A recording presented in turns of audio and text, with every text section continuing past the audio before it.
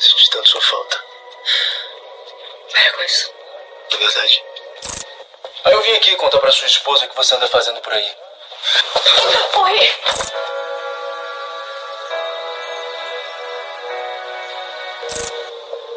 Marca. Não quer dar uma olhada? Melhor impossível. E fala, gente bonita, tudo bem com vocês? Aqui é a Lilian e hoje eu te trago sem demora e detalhadamente o resumo do capítulo 4 de Reis à Esperança. Então, se você ainda não deixou seu like, já aperta o botãozinho do joia e se inscreva no canal caso ainda não seja inscrito, porque aqui você encontra os resumos da sua série bíblica favorita. E agora chega de conversa, bora pro resumo? Nós já começamos o episódio com a rainha mãe entrando nos aposentos de Asa. Azuba, que não é boba nem nada, já acendeu ali um sinal de alerta. Maaca foi ali levar uma infusão para ela. Porém, Azuba sabe do que Maaca é capaz e fica desconfiada. Quando a rainha lhe serve um copo da infusão, Azuba dispensa, dizendo que já acabou de tomar uma infusão e que está bem. Maaca diz que ela não precisa ter medo, pois foi Jeoconias que a envenenou e estava envenenando Asa também, mas entende Azuba por não querer a infusão. Maaca foi ali apenas levantar bandeira branca. Elas não serão melhores amigas, mas se Asa quer Azuba por perto, Maaca não impedirá, por amor a ele. Quem não te conhece que te compre, Maaca, vindo de você até um copo d'água suspeito. Você tá aprontando e Azuba, eu e todos aqui do canal, nós sabemos tudo. Em reunião, o rei está discutindo o que fazer com coisas ali no palácio. O caso dos sodomitas é um dos maiores problemas a ser resolvido. Maaca chega para a reunião, pedindo desculpas pelo atraso, mas ali ninguém se importa, na verdade. Efrata relata ao rei que a vizinhança tem reclamado do barulho alto dos sodomitas desde que eles foram expulsos do templo o dia em que Asa voltou da guerra. O rei manda que ele vá à hospedaria e dê um ultimato a eles em seu nome. Maaca só escuta e não fala nada. Quanto a Ramá, outro problema a ser resolvido, todos ali acham estranho Aron não ter falado ainda do problema ao rei, que o mesmo diz que ainda está averiguando. E aqui me acendeu um sinal vermelho. Aron seria mais um dos que tramam contra o rei? Suspeito, pelo menos foi o que me pareceu. Aron tenta falar com o rei em rodeios sobre as dificuldades das pessoas em passar por Ramá para chegar em Jerusalém. Quando o rei pergunta como assim, os outros relatam que as pessoas têm relatado que têm sido cobrados deles, tipo um pedágio, para passarem por ali, e outros têm sido até mesmo chantageados. Asa acha um absurdo isso. Ele não estava sabendo de nada, então relatam que quem está fazendo isso são as tropas de Baasa. Aron fica quieto ali enquanto todos escutem, mas o rei pergunta a ele há quanto tempo aquilo está acontecendo, respondendo ele que é há alguns dias. Mas Aron tenta amenizar ali a situação, dizendo que não foi todos ali que tiveram esse infortúnio. Porém, isso importa? Aquela cidade está sob o domínio de Aron e ele não fez nada a respeito. Quando todos ali começam a discutir, Asa cala a boca de todo mundo e pede que Aron fale sobre. Ele diz que concorda com todo mundo ali, mas no entanto, é hora de mostrar que o rei é firme em sua governança,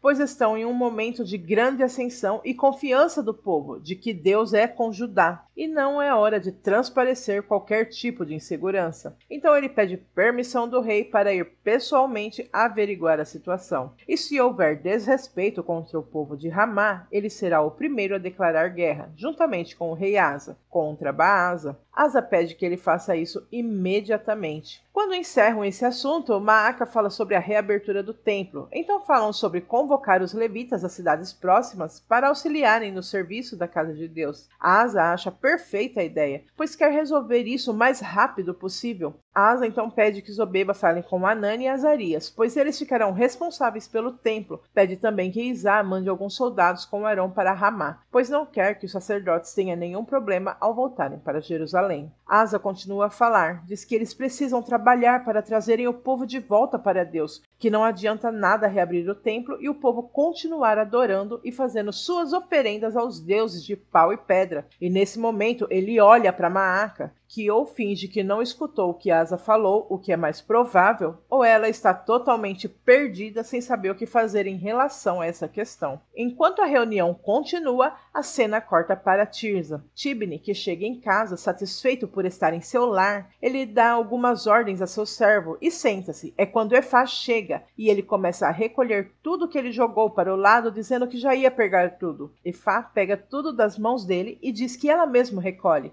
Tibni acha estranho sua ação e pergunta o que ela tem, mas ela responde perguntando se ele vai comer, pois a comida já está pronta. Tibni estranha mais uma vez o fato dela ter cozinhado para ele. Desta vez ele se aproxima dela e pergunta se ela está bem, mas ela não responde, só começa a chorar. Ele a consola acreditando que ela está desse jeito devido à perda de seu pai. Mas eu e você já sabemos que Efá, ela não sofre por ninguém, e eu acredito que nem mesmo pelo Onri. Ela sofre porque o mundo não gira ao seu redor, e o fato dela não ter o Onri com ela é só mais um agravante, porque ela perdeu.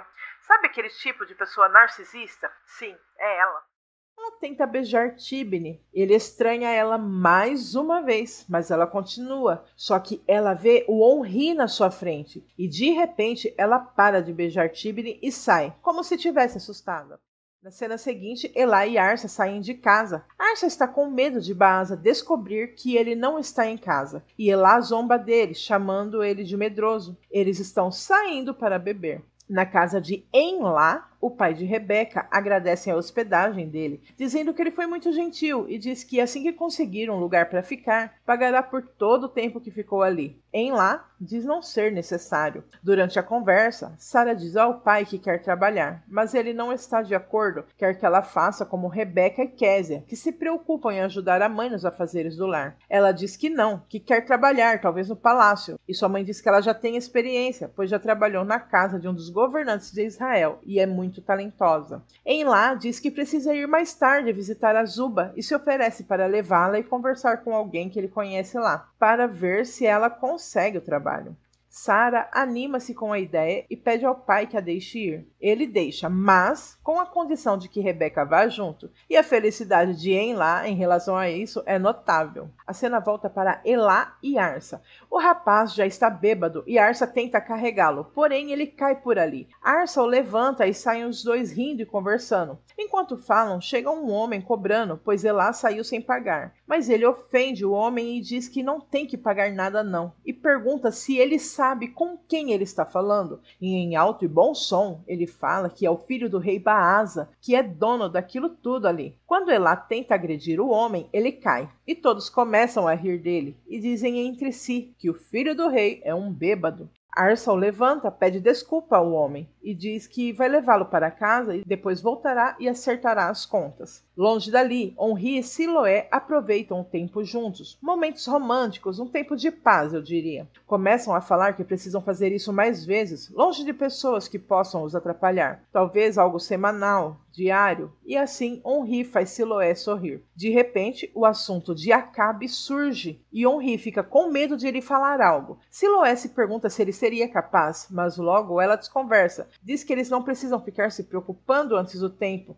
e o que eles têm que fazer é orar. E ali, no momento deles, pelo ângulo mostrado, percebemos que há alguém observando os dois. Em Jerusalém, na hospedaria, os sodomitas se divertem, comem, bebem, dançam ao som de música.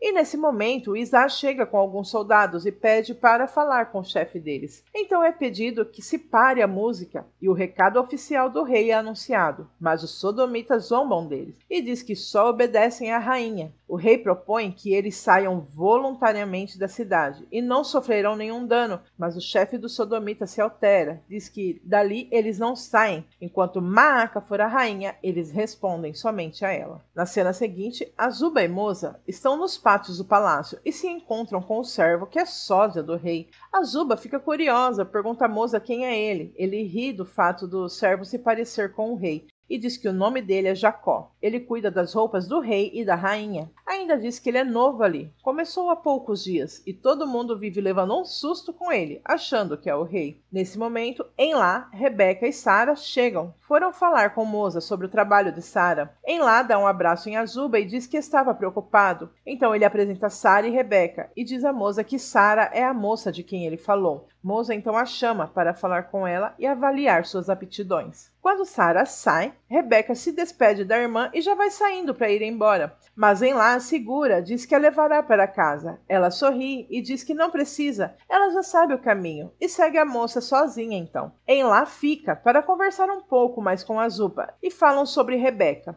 Ele fala com a boca cheia que Rebeca é linda e Azuba sorri e diz que já era, se apaixonou. Em lá pergunta então se a jovem não seria a sua Rebeca. A cena corta para Tisbe. Siloé está tecendo algo e escuta alguém bater na porta. Quando ela atende e vê que é Zinri, ela então pergunta o que ele está fazendo ali em Tisbe. E sem ser convidado, Zinri entra e diz que sentiu falta de Siloé. Ela diz que se ele foi ali para dizer isso, ele já falou e pode ir embora. Mas ele se nega a ir embora, diz que foi ali para dizer algo para ela. Diz que o Henri não a merece e ainda diz que ele tem uma amante. Siloé não acredita e com raiva expulsa Zinri de lá. E dessa vez, com certeza, Zinri foi ali só para causar confusão mesmo. Henri está se comportando. Enquanto Siloé grita com ele para ir embora, Zinri ri da cara dela e Henri chega e pergunta o que ele quer. E para provocar, Zinri fala que viu o momento íntimo deles dois mais cedo e diz que cansou de ver Henri enganando Siloé e foi lá contar o que ele anda fazendo por aí. É visível o deboche de Zinri nessa cena, foi só para provocar mesmo, provocou tanto que levou um belo de um soco na cara. Mas enquanto Henri o expulsa e fecha a porta na cara dele, ele grita do lado de fora, que foi ali também para avisar que Baasa o está convocando, deixando Siloé e ele preocupados. No palácio em Jerusalém, Azuba está sozinha e olha pelo terraço, toda a vista do palácio. Asa chega e pega em sua mão e diz que essa é a melhor vista que alguém poderia ter. Azuba sorri e diz que realmente,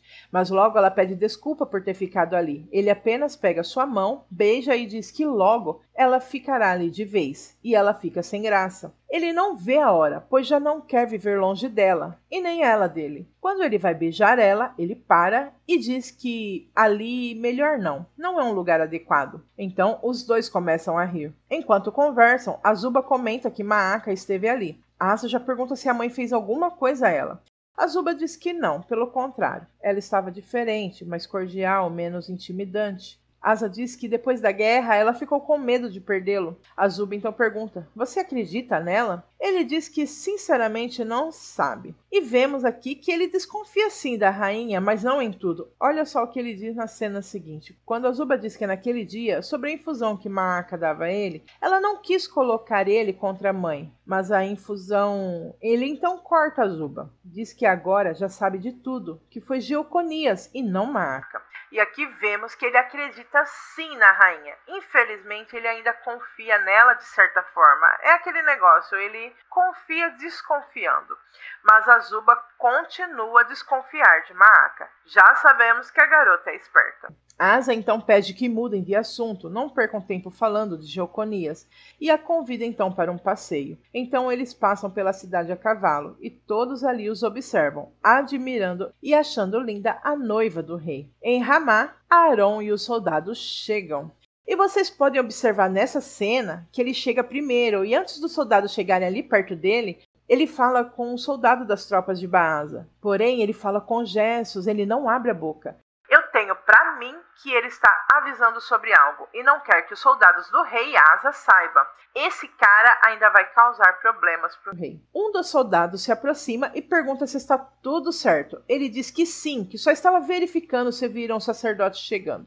E nesse momento eles chegam com suas famílias. Aron cumprimenta eles e diz que está ali pois o rei pediu para que fosse ter certeza de que eles não teriam nenhum tipo de problema na fronteira. E aparentemente está tudo tranquilo e confirma com um dos soldados de Baasa. Quando ele diz que os sacerdotes podem passar, ele fala para os soldados os acompanharem, pois ele vai ficar para visitar algumas cidades. E na minha opinião, ele vai levar informações para alguém. Eu acho que ele é um traidor, mas eu não acho que ele seja aquele homem misterioso dos episódios anteriores. Só um traidor mesmo. Na cena seguinte, Azuba está correndo por uma clareira e Asa corre atrás dela e passa-se um flashback de quando eram crianças e brincavam dessa maneira. Ao voltar à cena, ela corre e se esconde dele atrás de uma árvore. Ele finge que não vê e sai gritando seu nome. É quando ele se aproxima e diz, te peguei. Ele pergunta a ela, e agora que a achou, o que ele vai ganhar? Então, sem ela responder, ele a beija.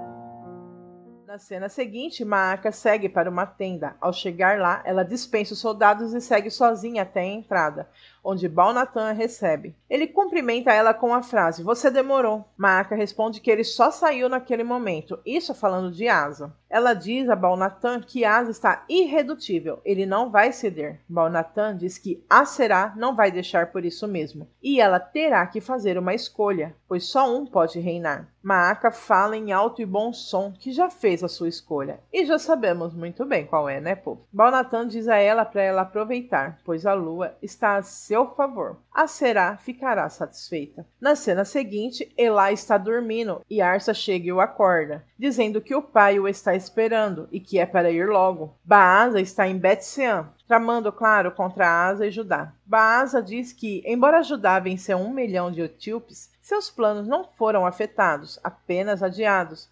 Nesse momento, Elá chega, bêbado, fazendo o pai passar vergonha, mas Baasa engole em seco, diante do filho desastrado e beberrão, e apresenta o seu sucessor. O governador de Damasco apresenta então seu sucessor também, Haddad. Quando o menino se levanta e se apresenta, Elá e ele dão as mãos, mas Elá passa mal, e sai cambaleando e acaba vomitando fora da tenda. A cara de Baasa é de uma saia justa. Na cena seguinte, Azuba e Asa voltam, e ele pergunta se ela gostou do passeio.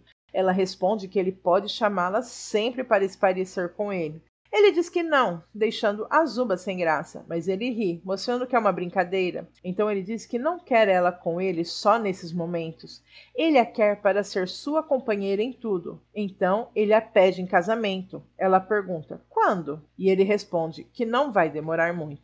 Olha, gente, eu não sei porquê, mas nessa fala de Asa eu tive uma leve impressão de que eles não vão se casar. Eu não sei, é só uma impressão mesmo, talvez vozes da minha cabeça.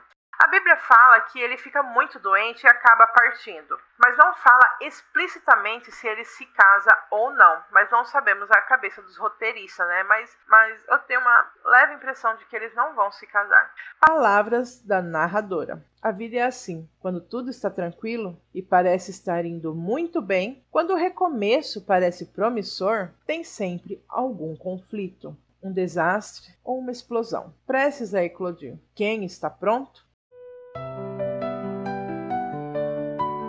E para você que ficou até aqui, deixe seu like, se inscreva no canal, comente e compartilhe para que mais pessoas possam conhecer o nosso conteúdo, nos ajudando assim a crescer para fazer mais e melhor para você. E eu vou ficando por aqui. Até a próxima. Tchau!